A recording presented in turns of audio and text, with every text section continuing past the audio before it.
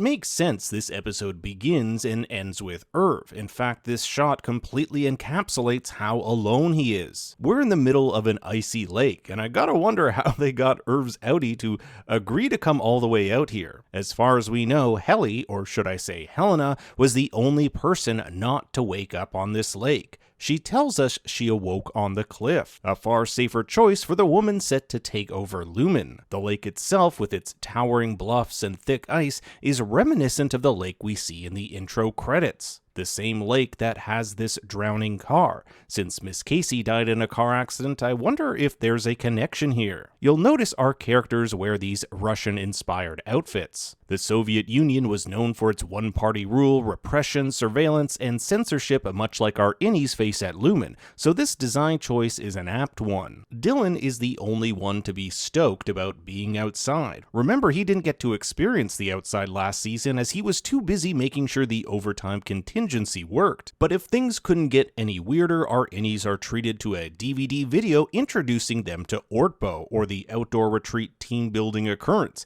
If you rearrange the first letters for this acronym, you get the word robot, which isn't ominous at all. There are a few interesting details here. For example, the image that appears on the title screen is the painting Kier invites you to drink of his water, which we saw in Season 1. You'll notice that the lakes in this painting vaguely resemble those of the Great Lakes.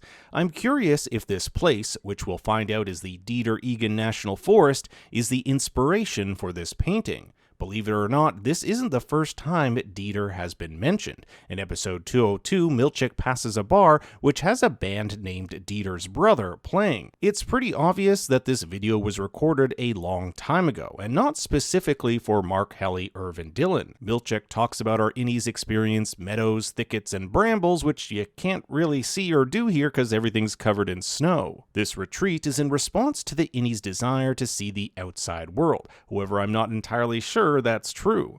Lumon needs MDR to complete the Cold Harbor file, so having them away from work for 2 days is kind of a big deal. And we don't really know how much time has passed since we last saw Mark undergo reintegration. There could be significant developments that have happened we aren't privy to, as this episode is told from the innie perspective.